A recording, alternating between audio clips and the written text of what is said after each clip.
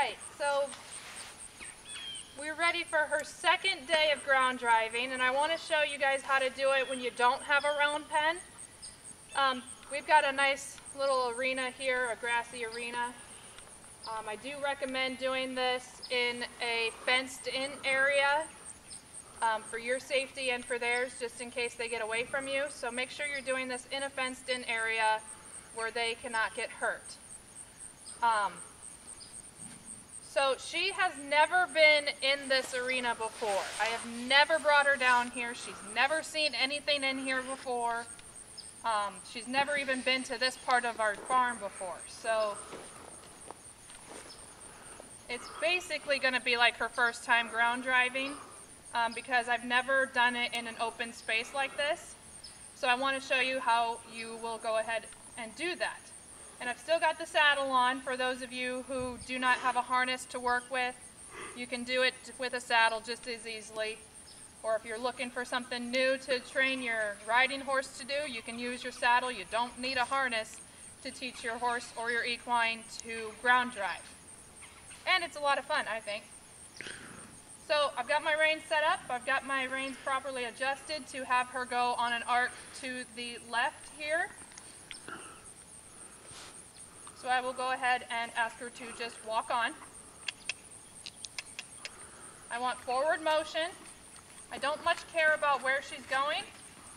I would like her to stay on an arc this way. Good girl. And I do want to keep her body arced. I do not want her going in a straight line just yet. I want to keep her on circles. And that's because if she does try to get away from me, I have a lot more control over her when she's on an arc. And I can keep her on a circle around me rather than letting her get in a straight line and pull me. Good girl.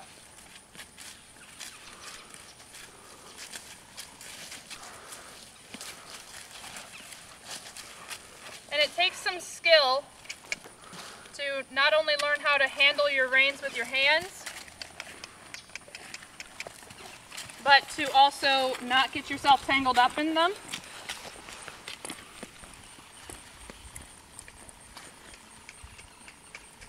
Good girl. And I'm not going to let her stop and eat because this is school. You don't eat in school. Good girl.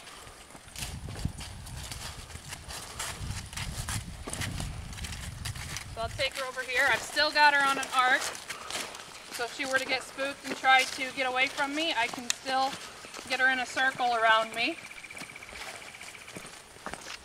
But I want you to notice how much space I have between her and me too. You don't want to be in the danger zone. I'm going to ask her to keep going. And my outside rein is really doing nothing right now. I'm holding it tight enough that it stays above her hock, but it's really not doing anything.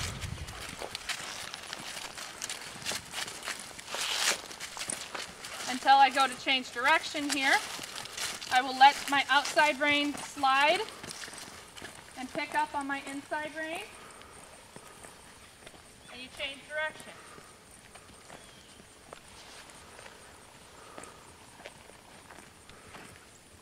I've still got her on an arc here. And she is doing, walk on. She's doing very well with her steering. I'm very pleased with how she's doing with her steering.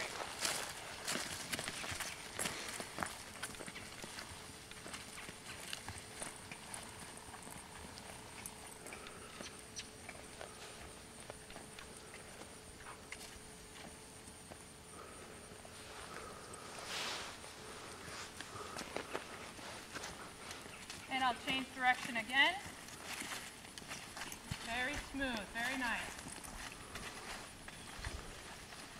So that's what I want my changes of directions to be like. I want her to keep moving forward throughout the turn. Even when I do a tighter turn, I need her to still move forward in it.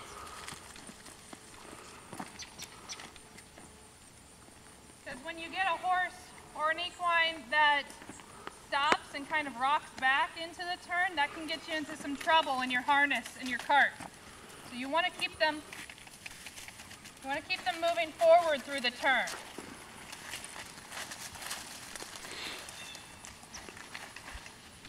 And that is the main reason why I've got this stick here with the bag on the end.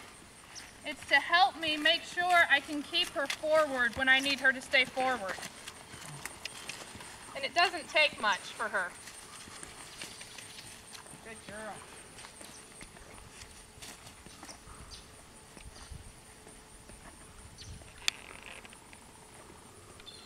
So say I wanted to turn this way and she stopped and she wouldn't go forward, I would turn her and I'd put pressure on her and make sure she went forward. See, that was a little sloppy, but she went forward.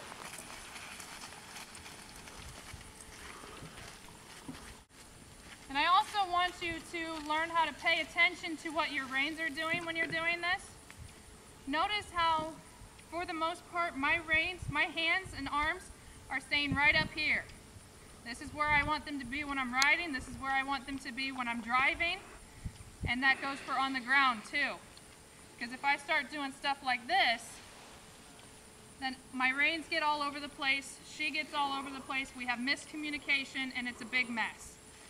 So you got to get yourself familiar with how you handle your long lines and know how to adjust them with your hands so that you aren't fumbling around and tripping over them, and she's not getting different cues from what you mean.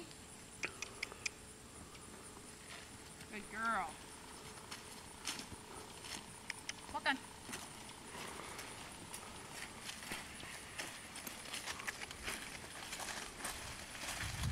Good girl.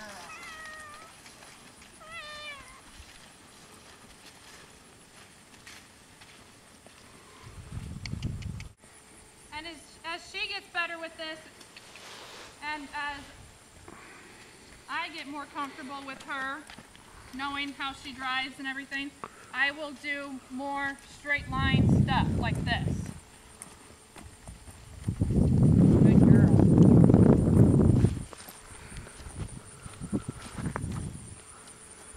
But you can kind of see how she lost sight of me and she got a little confused there. Got a little nervous.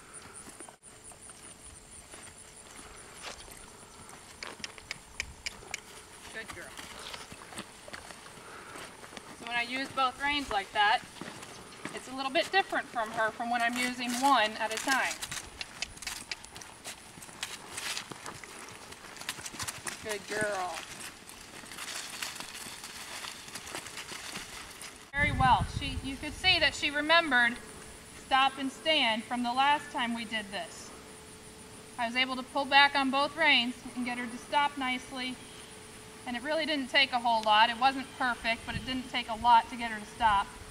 And she's standing here nicely. She's looking at me, but she's standing nice. That's a good girl. Easy. Good girl. So she's still got some confidence building to do, but she's doing very, very well.